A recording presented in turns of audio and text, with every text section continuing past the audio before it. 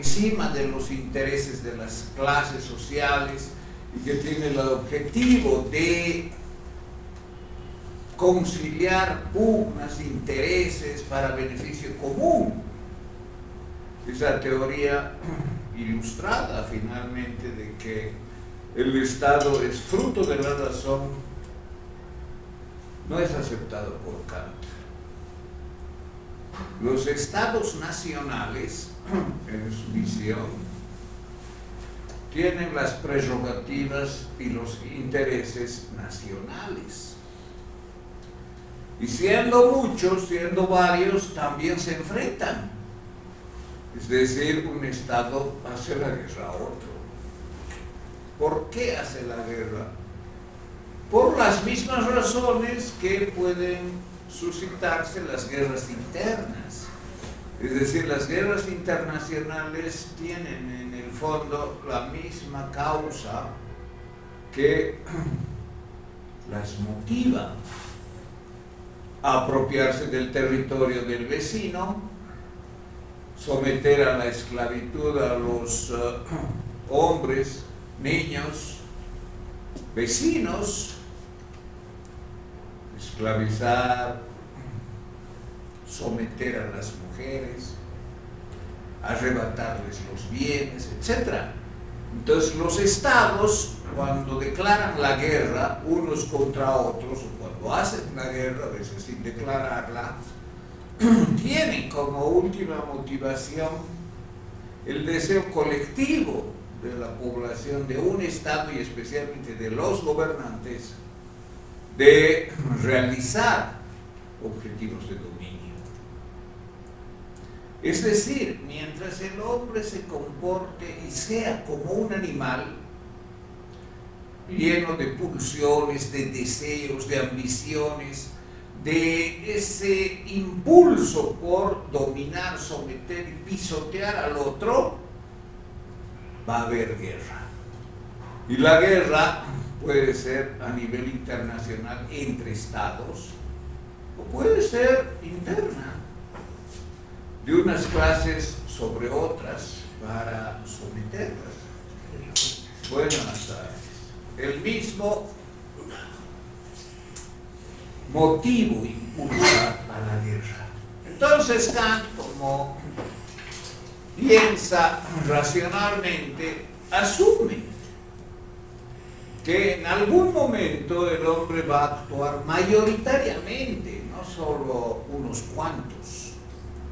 Siempre ha habido unos cuantos hombres que han actuado racionalmente, pero sin ningún influjo, diríamos, macroscópico, es decir, que influyan sobre la sociedad.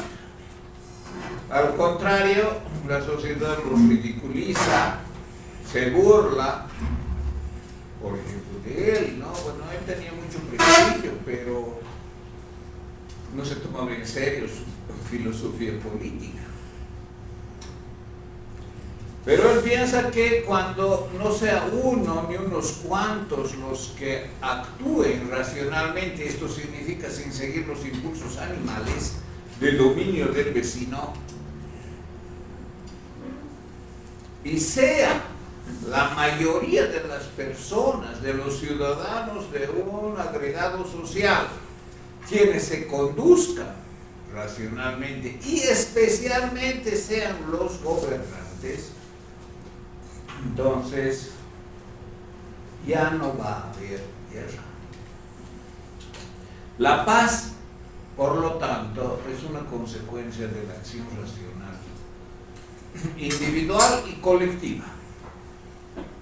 Y ha de ser paz perpetua cuando prevalezca en la mayoría esa acción racional, cuando la sociedad sepa aplastar a quien quiere dominar, a quien quiere aplastar a su vecino, someter a su vecino, sea otro estado o sea simplemente la persona que está al lado. Entonces, la causa de la guerra es la manera como se conduce animalmente, como animales los hombres. Y la paz perpetua ha de ser una consecuencia. ¿Qué quiere decir que sea perpetua? Que una vez alcanzada en esas condiciones y esas condiciones prevalezcan, no va a variar. Ha de ser siempre un estado colectivo, pacífico. Entonces aquí no hay la cultura de paz en el sentido de que abramos nuestros corazones, aceptemos al... No.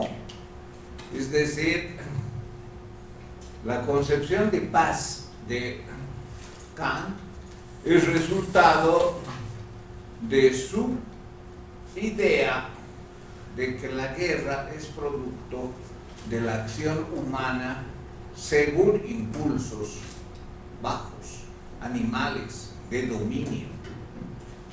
Y eso está en la manera de ser del hombre, pero él también cree que es posible que se aminoren, que disminuyan esos impulsos y que la razón prevalezca. Y si prevalece en mi acción individual una manera de actuar y relacionarme con los demás como fines, no como medios,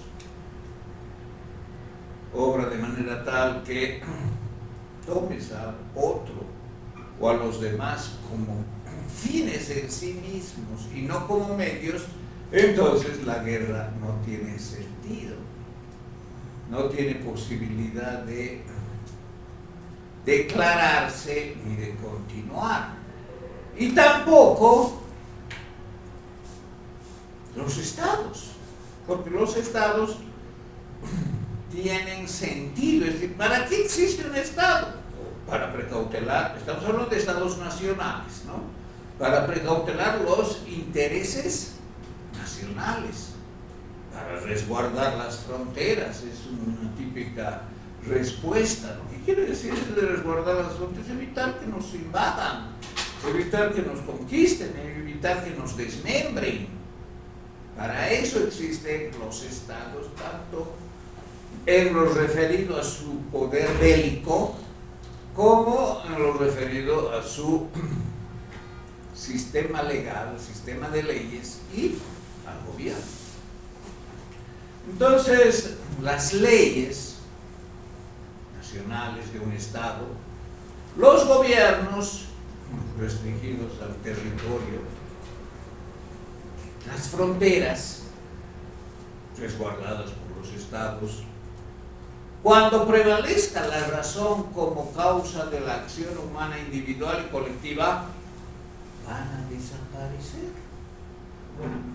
Y la paz perpetua supondrá un escenario totalmente distinto al que existía en el siglo XVIII, cuando Kant vivió. Incluso con la irrupción de la Revolución Francesa. Entonces,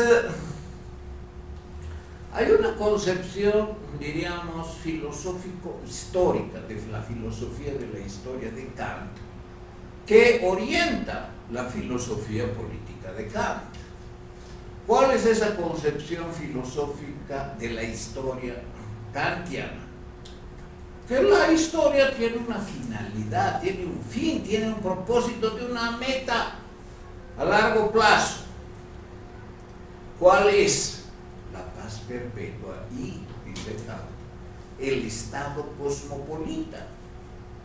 ¿Qué es el Estado cosmopolita? La negación de los estados nacionales.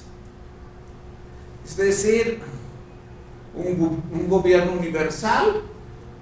De alguna manera sí, pero no un gobierno tenaz que oprime al individuo, que lo vigila, que establece leyes solo para la nación, que resguarda las fronteras y que varía de un estado a otro. Las leyes varían, la fuerza militar varía y claro, a veces varía tanto que gracias a esa variación se producen guerras internacionales de conquista. Ejemplo, la Federación Rusia sobre Ucrania hoy día. Si el hombre se conduce de una manera racional. Y no uno, porque Kant se conduce racionalmente, sino la mayoría. Y la mayoría con posibilidad de frenar a la minoría irracional. La minoría que actúe irracionalmente, como animales, queriendo guerra, queriendo someter al vecino. Pero la mayoría los controla y no permite que esas pulsiones animales prevalezcan, sino al contrario.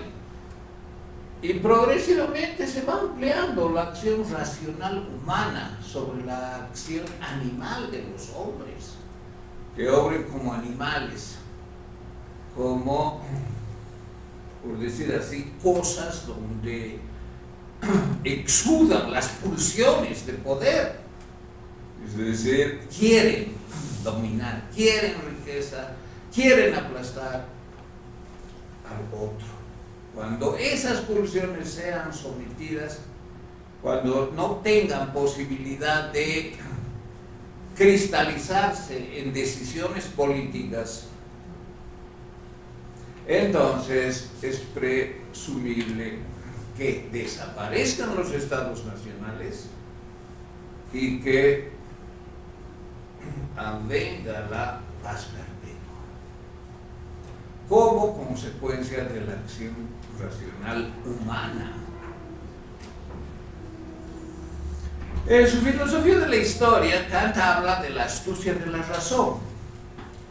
¿En qué consiste la astucia de la razón? Piensa que no es Dios.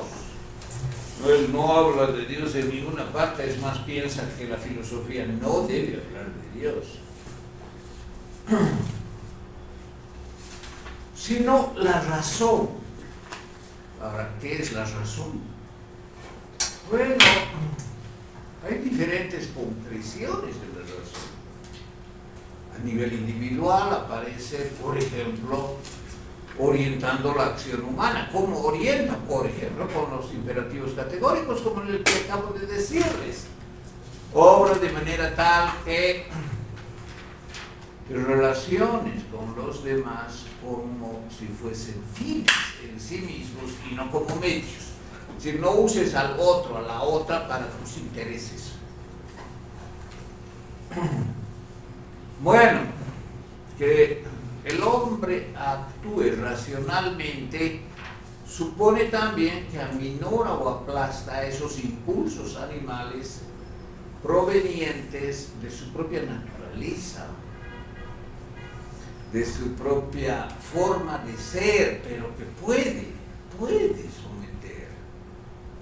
Aquí hay el problema, ¿no? Si la razón tiene fuerza para reprimir los impulsos animales. Pero bueno, al margen de ese problema, Kant piensa que hay otra forma de la razón, que no es la razón individual que conduce la acción moral, sino es, podemos decir, la razón en su más amplio sentido, extensión y entatividad, es decir, lo que es la razón,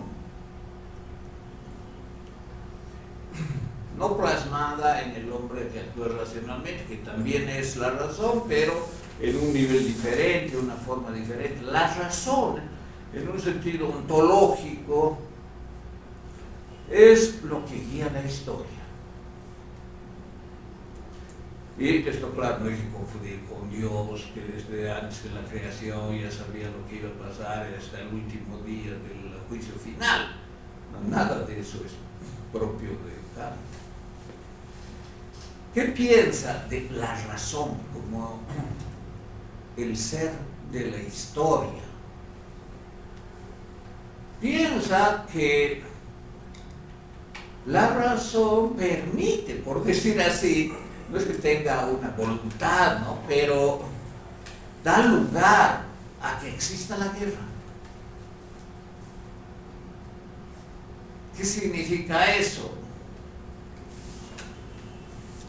Que en el decurso de la historia desde el inicio de la humanidad hasta el siglo XVIII y posteriormente en especial, han habido guerras con una finalidad, no como un producto. Ya he explicado por qué se dan las guerras, porque el hombre actúa por impulso, etc. Pero hay una finalidad de la existencia atribulada de guerras, es decir, de enfrentamientos bélicos violentos. ¿Cuál es esa finalidad? Que el hombre descubra que es posible vivir sin guerras. Parece un poco paradójico, ¿no? Las guerras existen para que nos demos cuenta que podemos vivir sin ellas. Y para que veamos cuáles son sus causas. Y descubramos quiénes somos los que actúan como animales queriendo oprimir al otro, queriendo esclavizar al otro, queriendo expropiar al otro, queriendo enriquecerse él y sus adláteres, y que incluso pueden precipitar guerras internacionales que desangren a la población y que lleven a la pérdida del Estado nacional, del territorio del Estado. Entonces las guerras existen para que descubramos que podemos vivir sin ellas y que debemos vivir sin ellas. Y esa es la llamada astucia de la razón. Es decir, la razón permite ver lo que no debe ser para que no sea, siendo.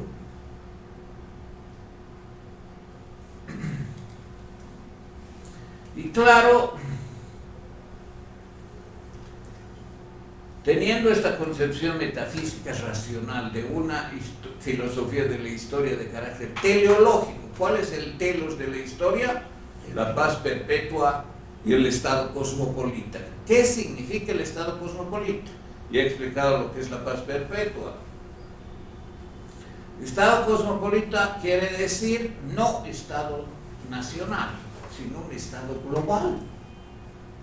Uno solo, que tiene poder militar, sí, pero para no hacer la guerra a otros, eventualmente para reprimir a las personas que actúan según el impulso animal. Entonces hay algo de resguardo por la fuerza para el mantenimiento de la paz global. Este pensamiento es el precursor de las Naciones Unidas.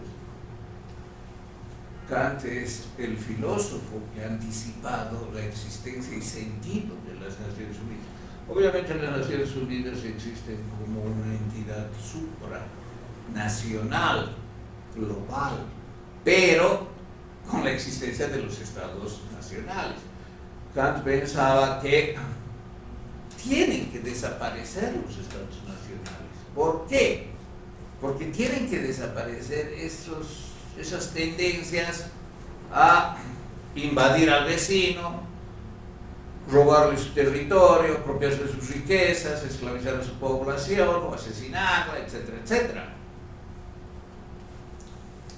El Estado cosmopolita no tiene leyes explícitas, tiene orientaciones en cuanto a sus leyes con validez global.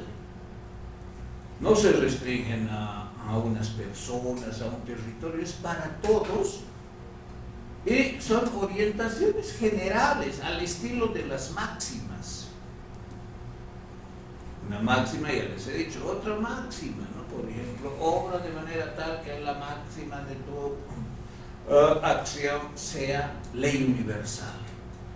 Eso seguramente ustedes estudian en ética, ¿no? Debido ver en ética. Esa es la principal máxima de la ética kantiana.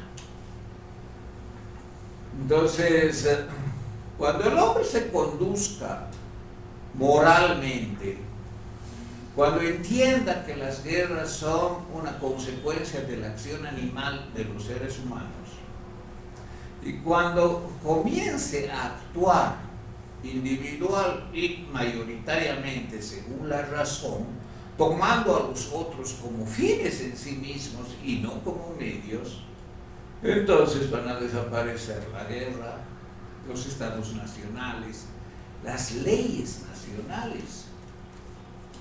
Porque las leyes nacionales, además que varían de un estado a otro, solo se cumplen en el país donde tiene vigencia ese sistema jurídico.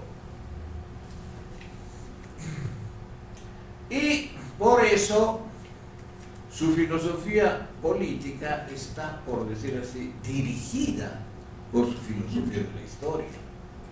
El telos de la historia, paz perpetua, estado cosmopolita, es lo que Kant cree que de alguna manera va a llegar la historia a ese telos. La historia universal, no la historia de un país, la historia universal va a llegar al momento en el que la mayoría de la población mundial va a actuar, va a conducirse según la razón y no según sus apetitos, según sus pulsiones de poder, según su deseo de dominar y aplastar al otro.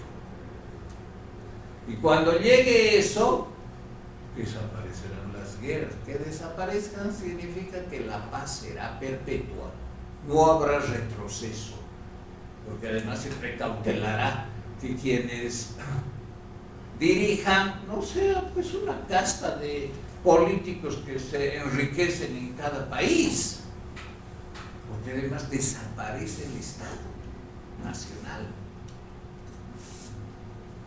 Habrá algunos principios generales para la humanidad, no habrá fronteras, fíjense. Bueno, entonces esa es la filosofía de la guerra según Kant, especialmente en su libro La paz perpetua, pero también en otros textos, artículos que publicó y que está desplegada su concepción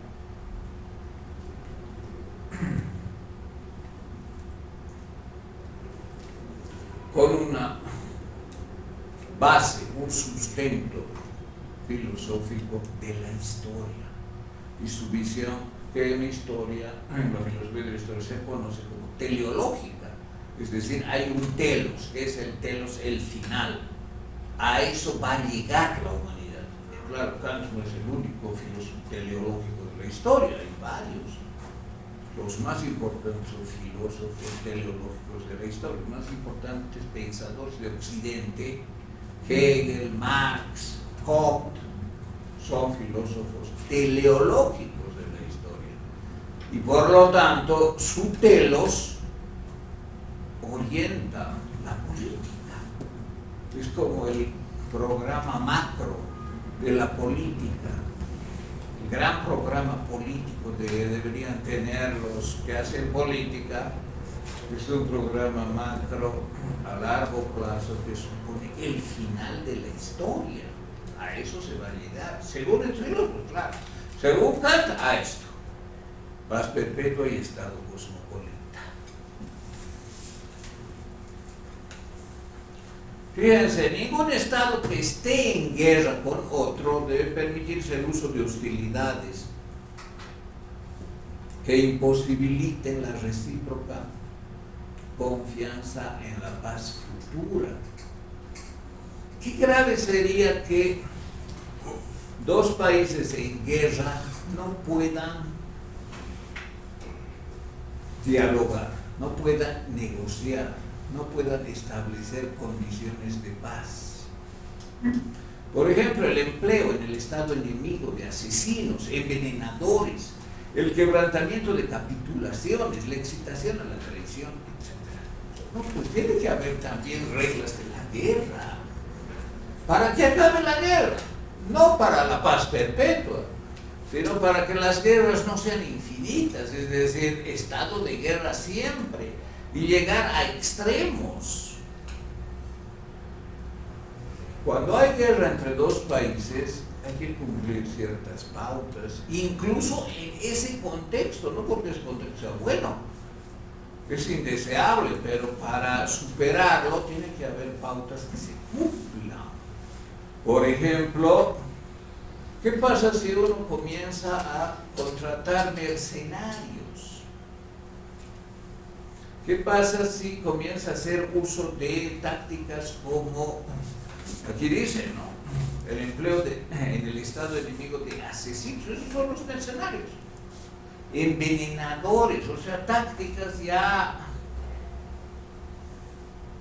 últimas, ¿no? Y eso escribe en el siglo XVIII, fíjense. Se compromete algo con el enemigo y quebranta eso. Porque ya vamos a durar 3 días en paz, por cualquier motivo. Y después continuamos, pero traiciona su propio compromiso. Otro tipo de traiciones, además motiva la traición. O sea, la guerra no hay que entender como el escenario en que todo está permitido. Y para que haya reglas que los países, incluso en guerra, las cumplan, debe existir pues cierta estructura más allá de los países. Que los países tengan que obedecer,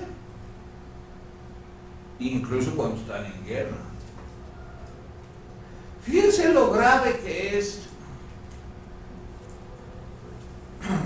incumplir todo acuerdo internacional sobre la guerra.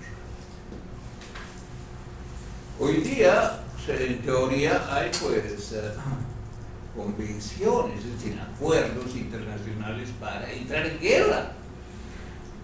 Por ejemplo, no se puede destruir, asesinar, bombardear, diríamos hoy, bueno, en el caso de Kant, no, pero hoy decimos no se puede bombardear instalaciones civiles ni matar a civiles.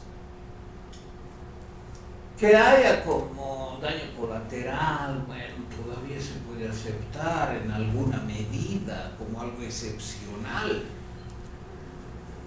porque también hay otros que usan a las mujeres y niños como escudos. Eso tampoco se puede hacer.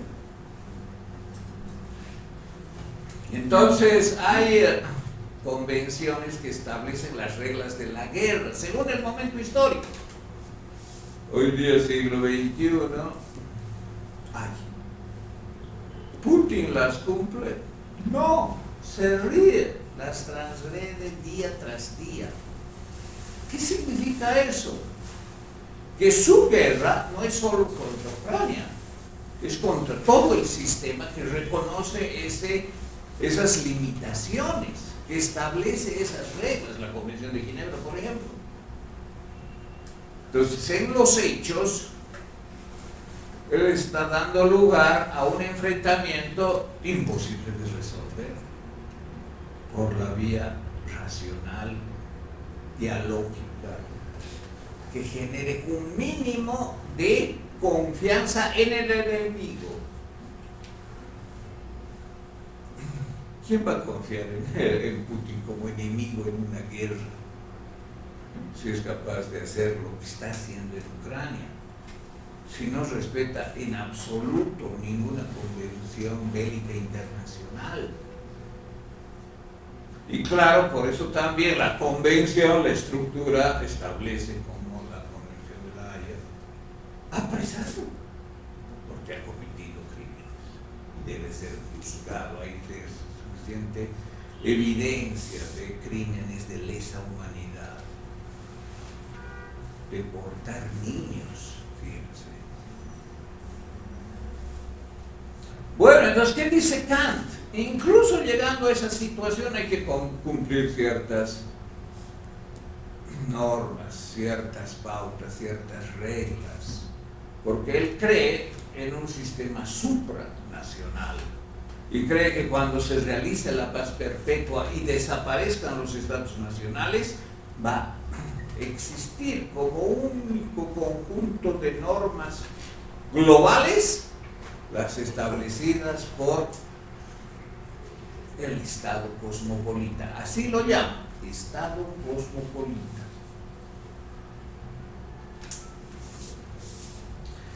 estas estratagemas, traiciones, crímenes, matar mujeres y niños, contratar mercenarios, reírse de la propia palabra y los propios compromisos, son deshonrosas, dice Kant. Esto es textual, no es algo elaborado a partir de su pensamiento, sino literal. Pues aún en plena guerra, es decir, en plena guerra de un país contra otro, ha de haber cierta confianza en la conciencia del enemigo. Claro, tiene que haber un mínimo de confianza de que si llegamos a acordar términos de paz se van a cumplir, de que no me estoy engañando, de que no es para que yo dé un paso atrás y me destruya y me aplaste. Entonces, si no hay eso, y eso depende de cómo se conduce cada actor bélico, no hay posibilidad de solución pacífica. Todo depende de la acción de los actores que entran en conflicto. De lo contrario, no podría nunca ajustarse la paz y las hostilidades degenerarían en guerras de exterminio. Fíjense, claro, esa es la consecuencia. Que la guerra va a tener tal escalada que ya no es posible ninguna negociación, ningún compromiso, ningún acuerdo, y va a ser a matar hasta el final, hasta el último sobreviviente. O bueno, matar a todos los que puedan resistirse y al resto esclavizarlos o hacerlos desaparecer, el holocausto, por ejemplo, etcétera, ¿no? Entonces, esta frase, fíjense cómo muestra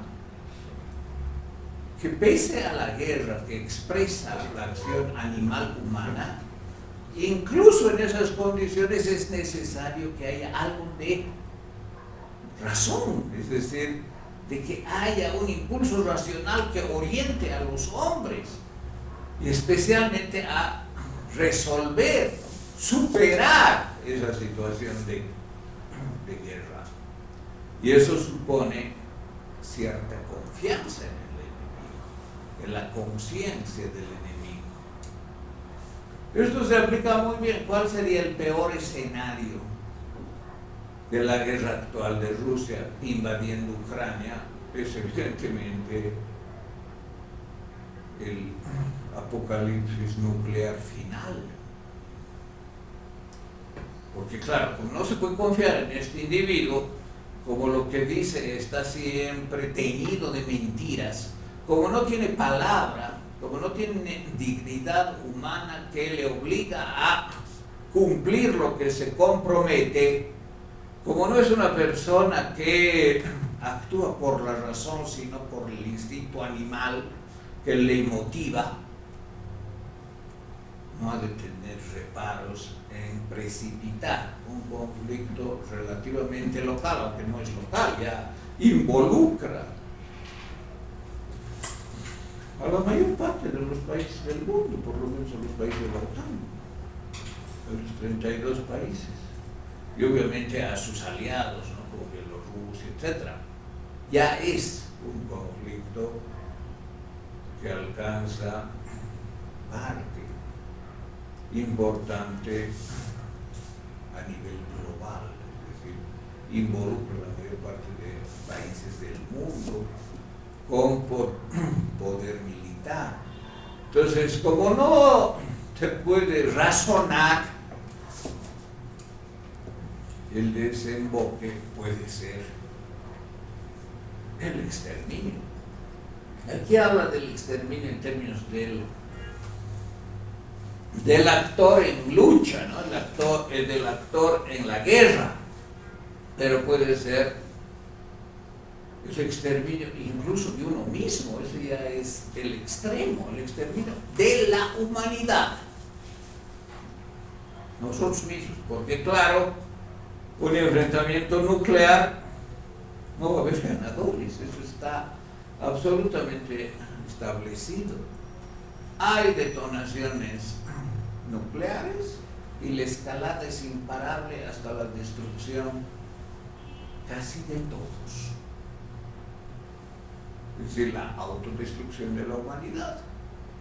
Entonces, fíjense qué importante para Kant es conducirse racionalmente y cómo él apuesta, por decir así, en la razón como causa de la dirección de la acción humana para la paz perpetua, que él no ve como una cuestión de llamar a la conciencia, ¿no?, sino de tener en cuenta que todo ser humano, por muchos impulsos animales que tenga, tiene también capacidad racional.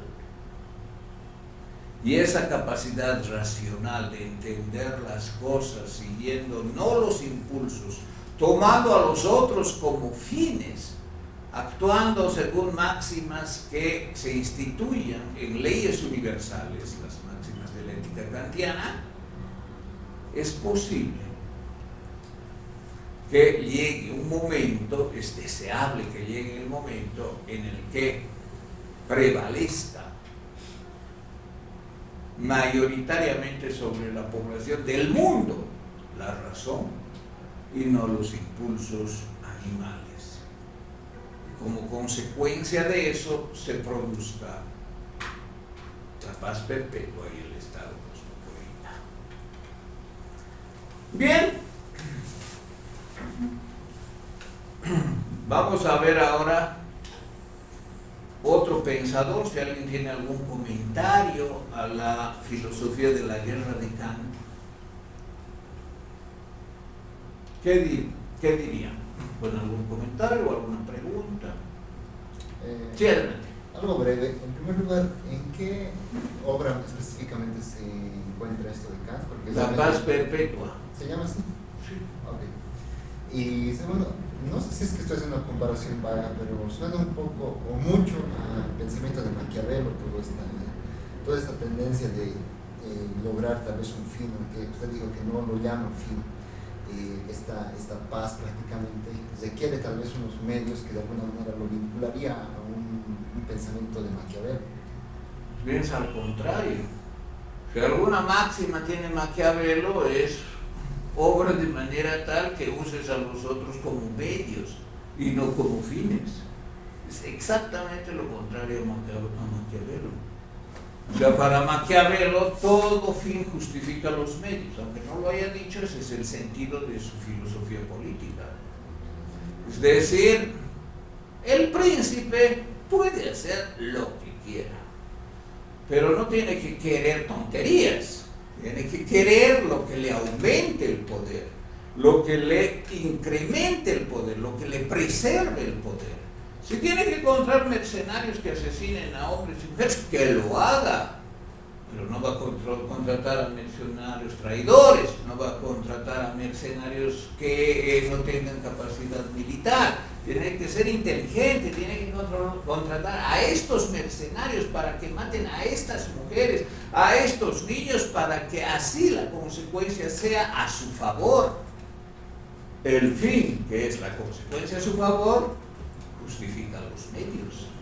Es exactamente lo contrario de Maquiavelo, la filosofía política de Kant. Pero no solamente contratar mercenarios, mentir. ¿Qué dice Maquiavelo? Divide y reinarás.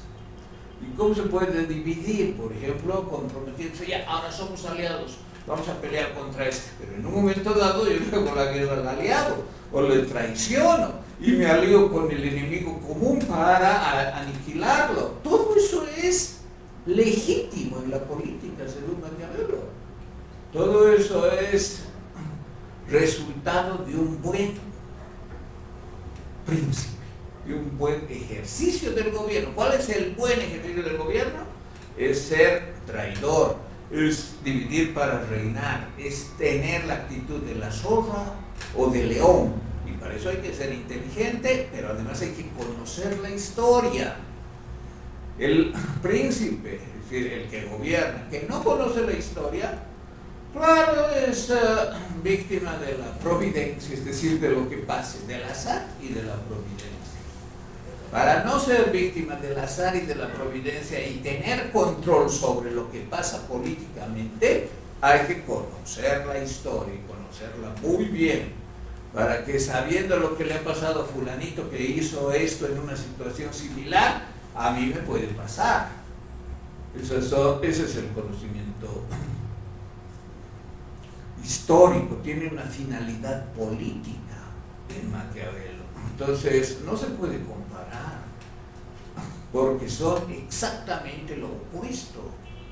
Kant dice, emplea al otro como, ve al otro, relaciónate con el otro como fin en sí mismo. ¿Qué significa eso? Que yo no puedo usar al otro para mi beneficio, en lo que sea. Si yo tengo una relación de pareja y mi pareja es para satisfacer mis deseos, no estoy obrando moralmente, aunque lo logre. Peor si lo logro, estoy usando a esa persona como un medio para mi fin. Y claro, en la política eso es mucho más evidente. Ya vengan, ayúdenme, hagan campaña. Ganamos y me alío con el enemigo, el competidor, les doy cargos, etc. Y ustedes, tontos, que me han hecho caso, gracias, hasta luego. Esas actitudes políticas que para Maquiavelo no tienen ninguna condena moral. ¿Por qué no hay condena moral? Pues realizan el fin. He logrado mi finalidad. Estos tontos han trabajado para mí. Me he aliado con estos y ahora les doy la puñalada por la espalda. ¿Qué me interesa? ¿Quién me va a juzgar? ¿Quién me va a condenar? Y el primero que lo haga le persigo, lo torturo, contrato agentes de vigilancia. Todo eso es Maquiavelo. Maquiavelo es la acción de la realpolitik. ¿Qué es la realpolitik? Tener la capacidad de ejercer el poder para aumentarlo, para preservarlo, sin resquicio moral. Nada es un óbice, un obstáculo para que el príncipe decida y haga lo que convenga. ¿Qué es lo que conviene? Lo que la historia le muestra. No es la moral, no, para nada. La historia le enseña. Y la historia, especialmente de los tiranos, de los conquistadores, de los grandes líderes militares que no tienen misericordia, que han sido exitosos en sus campañas políticas y militares. Entonces no se puede comparar, salvo como absoluto contraste. Diríamos que Maquiavelo, porque Maquiavelo tiene una idea negativa del hombre, hemos hablado de eso en alguna clase, ¿no? ¿Qué quiere decir una idea negativa del hombre? Que el hombre, que el ser humano es un dechado de vicios, es un conjunto de aspectos deleznables, es mentiroso, engaña, traiciona, asesina cuando puede, quiere siempre estar por encima del vecino, siempre quiere eso, aunque sea un pobre campesino, quiere ser más que el campesino que vive al lado, y peor si es un príncipe, quiere estar por encima de los príncipes de los reinos vecinos. Entonces, la visión del hombre de Maquiavelo es absolutamente negativa. El hombre no es un dechado de virtud, al contrario. ¿Y quiénes arengan? Ya, príncipe, gobiernanos de manera moral. ¿Cómo vas a torturar? ¿Cómo vas a asesinar? No nos lleves a la guerra. Son unos imbéciles. Porque el príncipe puede engañar y decir, sí, tienen razón. Y después hace justamente lo contrario. O sea, el príncipe puede hacer lo que quiera, sin ningún resquicio moral, sin ninguna cortapisa moral, sin ningún principio ético que le diga, no hagas eso. Todo está permitido. ¿Y cuándo está todo permitido? Cuando usa al resto, al conjunto de los vasallos, como medios, no como fines. Entonces, la Realpolitik, ¿qué enseña? Enseña a gobernar sin moral, enseña a gobernar con conocimiento histórico y enseña otras pautas que son extraordinariamente importantes. Ya, yo conozco la historia, muy bien. Yo no tengo moral, me importa un cuerno que haya exilados, desaparecidos, asesinados, perseguidas las familias, desintegradas. No me importa, todo eso acrecenta mi poder y eso es lo que me importa. ¿Me va a ir bien? Soy inteligente, conozco la historia, soy culto, no soy un ignorante. El peor príncipe, pero peor para él mismo, es el ignorante. No para los súbditos, peor para él mismo. ¿Por qué? Porque como no sabe nada de la historia, decide a tientas, ¿no? A ver cómo me va ahora. No, el que es buen príncipe sabe cómo es la historia, y sabe fulanito, sultanito, hace 500.000 años, aquí o en 1000 kilómetros distantes ha pasado esto. Y como sé lo que ha pasado en una situación similar, decido, ya, soy inteligente, soy culto, conozco la historia, no tengo un ápice de moral, tengo el poder. Todo lo que decida me va a ir bien, según Maquiavelo. No, posiblemente no me vaya bien de manera absolutamente segura. Hay una gran probabilidad de que me vaya bien, pero hay un margen, y ese margen es el azar, que puede pasar algo que nunca antes pasó, que me pase a mí y no me vaya como le fue a fulano, como le fue a sultano en la historia. Ese es el azar. Entonces Maquiavelo también dice, el buen príncipe debe tener en cuenta el azar. El buen príncipe no debe tener nada de moral, ser amoral. El buen príncipe debe conocer bien la historia. Ahora, claro, algunos son flojos, no se cultivan, pero que contraten eruditos, a eruditos amorales, no a eruditos con discursos morales. Ahora, cuando hablamos de discurso, no estamos hablando de lo que piensen, sino de lo que dicen, porque también la política es hacer algo diferente a lo que se dice y decir algo diferente a lo que se piensa. Eso es muy importante de diferenciar lo que piensa realmente el dirigente y lo que dice en el discurso. No coincide por lo general. Y la gente tonta cree que lo que piensa es lo que dice. No es así. Esa es la mentira política. Bueno, pero ese es otro tema. Entonces, si tomo en cuenta el azar, si tomo en cuenta que soy amoral, si contrato a personas cultas que conocen la historia y si yo tengo la inteligencia para decidir, probablemente me salga bien lo que decida. ¿Y cuándo sale bien? Cuando mantengo el poder y cuando lo incremento. Lo peor es perder el poder, ¿no? Eso es lo peor para un príncipe. Bueno, entonces, eso está fuera de todo el razonamiento de Kant, de toda la posición de Kant, que en el fondo lo que condena es la inmoralidad humana de actuar por pulsión, y más de los gobernantes que llevan a la guerra por ese impulso.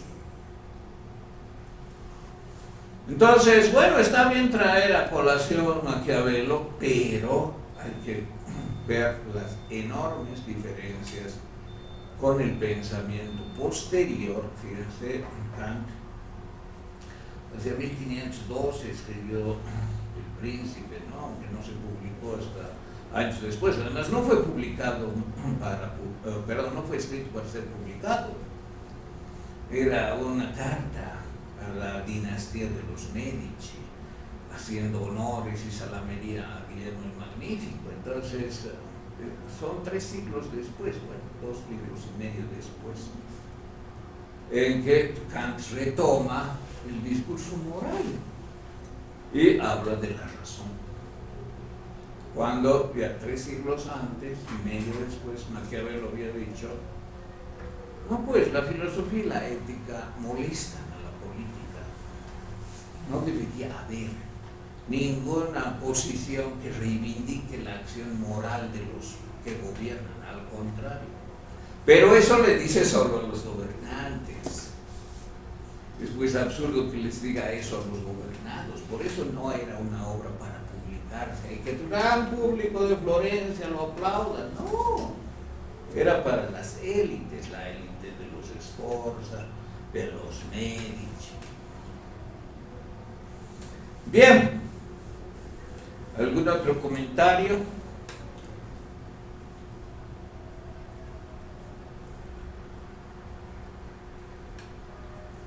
Bueno, vamos a pasar a otro autor que también tiene una filosofía de la guerra.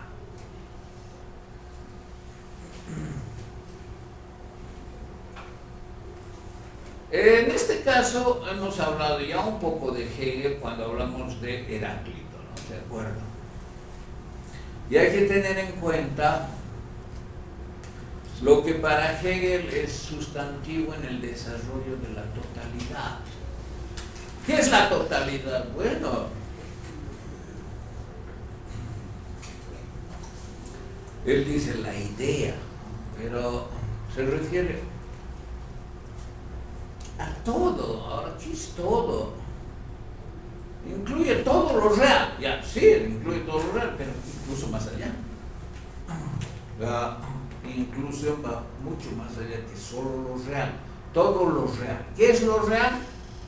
Lo que existe en el tiempo, en el espacio y se puede percibir, eso es lo real. Todo lo que vemos aquí es real, incluido el aire, ¿no? Que no lo vemos, es real.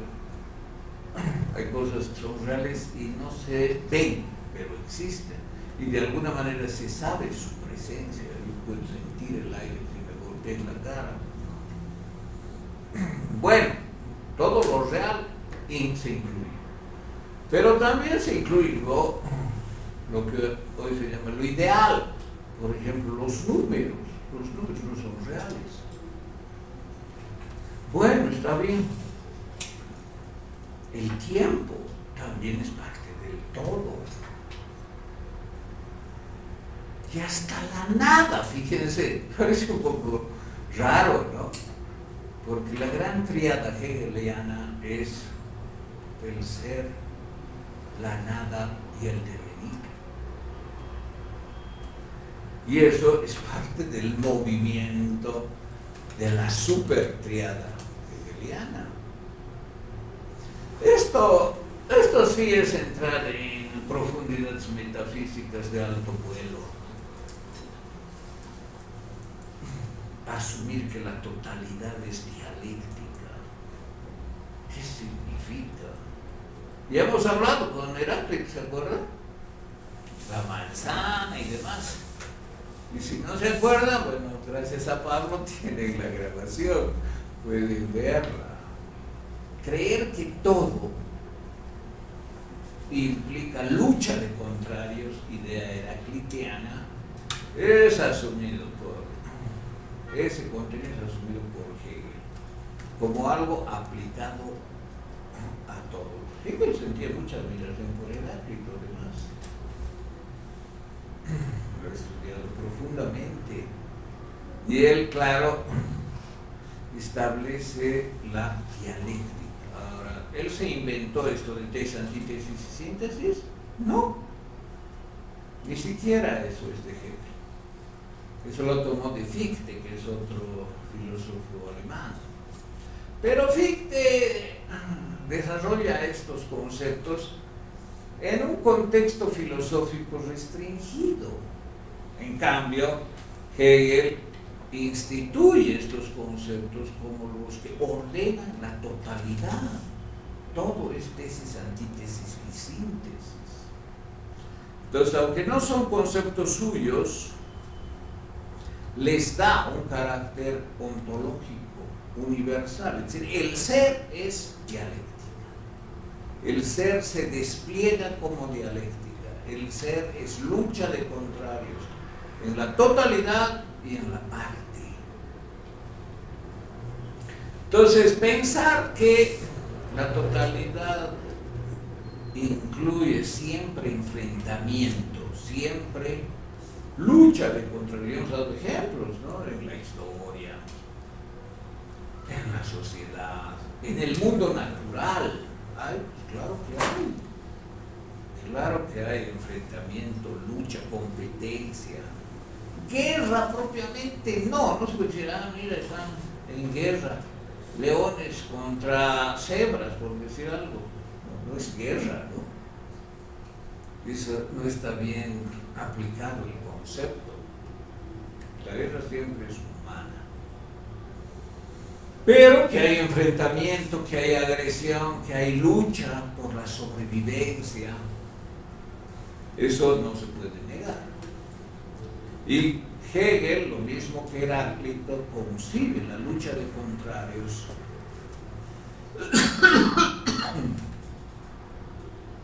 como algo universal, que está en todas partes y que está patente en toda manera de ser de las cosas, incluidos los entes ideales, incluido el tiempo, incluido todo. Pero además añade algo muy importante, ¿no? Que en Heráclito no es así. Algo es de una manera, perfecto, esto es así, con estas características. Ahora bien, eso no puede permanecer así indefinidamente. Su propia constitución ha dado lugar a que algunas partes diferentes de este ser constituido se articulen como su antítesis. Y finalmente esa articulación tiene forma y se enfrenta a la tesis. Es decir, nada puede ser absolutamente eso mismo, siempre, sino si ha de surgir de una y de muchas formas la antítesis, y esa antítesis va a enfrentarse en último término contra la tesis y va a surgir algo nuevo. Es decir, del enfrentamiento de la tesis y la antítesis ha de surgir la síntesis, que es algo nuevo y superior a ambos, y tiene algo de ambos, de la tesis y de la antítesis. Entonces la síntesis no es que yo gané, ¿no? La tesis ganó, la antítesis perdió, o viceversa, sino que los dos perdieron y los dos ganaron. Perdieron porque de alguna forma desaparecieron, ya no son lo que eran, ya no se mantienen como fueron. Pero los dos ganaron porque parte de los dos aparece en el nuevo ente, en la nueva cosa, en la nueva realidad de esto que es así y que tiene a ambos y no es ambos y que es superior a ambos. Entonces hay pues como cierto optimismo, ¿no? En que la totalidad es siempre superación dialéctica. Aufhebung, dice Hegel en La ciencia de la lógica. Así se llama el libro, La ciencia de la lógica. ¿Y qué es la Aufhebung? Es la superación de la lucha de contrarios. Es la cristalización de algo superior a los dos términos enfrentados. Es como el resultado siempre más que cada uno de los contendientes. Y además eso da lugar a que la síntesis, que es resultado y la expresión de ese enfrentamiento, genere otra antítesis, convirtiéndose ella misma en tesis. Pues aquí está, fíjense, es como un diagrama. Por eso dicen, ¿no? La filosofía es el círculo de los círculos. Porque la filosofía muestra eso, cómo se va desplegando círculos, ¿no? Son como círculos, fíjense esta elipse que va así, que va siempre hacia lo superior. Se enfrenta la tesis 1 con la antítesis 1 y surge la síntesis 1. Pero la síntesis 1 se convierte en la tesis 2 que tiene siempre de tener la antítesis 2. Y de esa contraposición va a surgir la síntesis 2. Y esa síntesis 2 se va a convertir en la tesis 3. Va a ser la tesis 3 en cuanto aparezca la antítesis 3. Y de esa confrontación va a surgir la síntesis 3. Y así sucesivamente. Entonces la dialéctica está muy bien ordenada, ¿no? Hay un orden fantástico de la dialéctica, porque además todo esto, el sistema hegeliano es siempre triádico, que incluye tesis, antítesis y síntesis, de manera que la síntesis se convierte en nueva tesis y sucesivamente, ¿no? Y hay también como una obsesión en Hegel, ¿no? Que todo es 3. 3. ¿Cómo hay 3? En la supertriada. Como hay 3 en cada uno de los elementos, momentos de la supertriada. Y cada síntesis se convierte en tesis de algo superior. Entonces aquí veamos, por ejemplo, la filosofía del espíritu. Hay 3 grandes momentos de la filosofía, ¿no? La ciencia de la lógica, desarrollada de manera realmente pesada porque uno lee una página y no quiere leer más.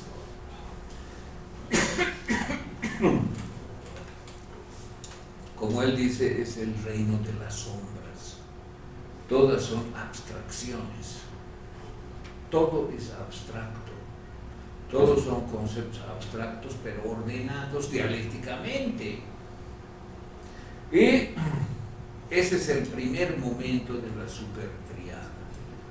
Después, ahora, esto que es el primer momento, ¿qué significa? Significa que la totalidad se ha constituido en un momento inicial en el reino de las sombras. Es decir, sin existencia de nada, lo primero que existió fue un conjunto de condiciones abstractas de los conceptos en sí mismos, como tales, como conceptos, como contenidos teóricos abstractos, sin nada real, sin universo, sin planetas ni nada, sin hombres, mucho menos. Solo categorías, solo contenidos teóricos abstractos. Y esos contenidos es como si se desenvolvieran a sí mismos en el desenvolvimiento dialéctico de este movimiento sinusoidal, hasta que finalmente llega un momento en que ya no pueden existir solo como sombras y deben existir como materia, como algo real en el espacio. Y ese es el segundo gran momento del ser.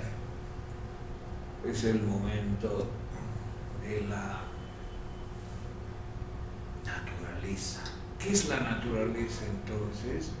Es como si este mundo de sombras se sobrepasara a sí mismo, se extrañara a sí mismo, es decir, ya no es como fue hasta ese momento, sino que da un salto cualitativo y aparece algo diferente a lo que antes hubo, muy diferente, que es la materia.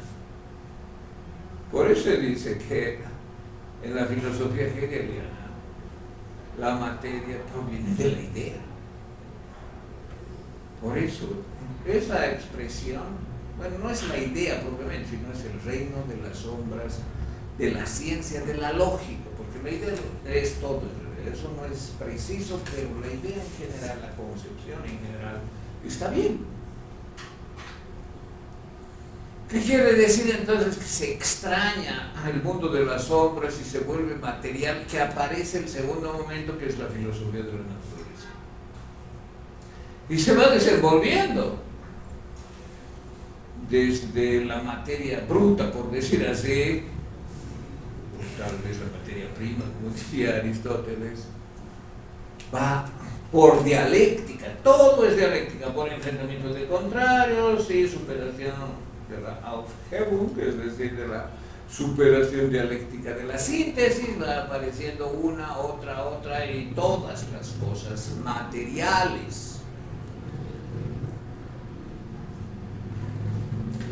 Hasta todo lo que antecede al hombre. Entonces, animales, plantas, el planeta, los mares, etcétera, los volcanes, el sol y todo lo que ha seguido un proceso dialéctico larguísimo, teniendo en cuenta además, ¿no?, la teoría de Kant, que es la teoría de Kant y Laplace de la nebulosa originaria. Lo primero que existió fue una gran nebulosa, y Kant no habla de creación, ni de Dios, ni de nada. Tampoco Hegel habla del ser. Algunos dicen, está hablando de Dios solo que con otro nombre, y es su concepción es una idea de que todo es Dios, es decir, es una visión religiosa en el fondo. Bueno, eso no vamos a entrar, no es así en mi opinión, pero bueno, entonces todo lo que existe materialmente hasta antes de la aparición del hombre es la naturaleza. Y el tercer gran momento de la supertriada es lo que aparece después, que se llama filosofía del espíritu. Y la filosofía del espíritu es lo que tiene que ver con el hombre. Todo lo que tiene que ver con el hombre, incluida la historia, e incluido el mismo Hegel. Y claro, tiene un aspecto muy importante, por ejemplo, Napoleón, en la dimensión política. Entonces, lo que fue extrañamiento, lo que fue alienación, así habla, ¿no? El reino de las sombras se alienó, se extrañó, se sobrepasó a sí misma. Se sobrepasó a sí mismo ese mundo de las sombras y dio lugar a la naturaleza corpórea y ruda. Pero al final aparece el hombre. El hombre es como la síntesis de lo abstracto, lo material y el espíritu, que en realidad es lo abstracto, lo material y el espíritu. Y el espíritu, claro, tiene diferentes formas de existencia. Y la forma más alta de existencia del espíritu es la filosofía. Por debajo está la religión. Y por debajo está el arte. Esas son las tres expresiones. Todo es triádico, todo absolutamente es triádico. Y, por ejemplo, el arte también es triádico. Existe como arte simbólico, clásico y romántico. Y el romántico es superior al clásico, y el clásico enfrenta al simbólico. Es decir, todo está siempre sumamente ordenado. Es increíble lo que la mente de Europa, como lo llamaban a Hegel, hizo, de ordenar la totalidad en un esquema dialéctico perfecto, con miles de páginas escritas y miles de lecciones impartidas por él. Bueno, vamos a ver, a continuar la próxima clase Hegel. Hemos visto ya aspectos importantes.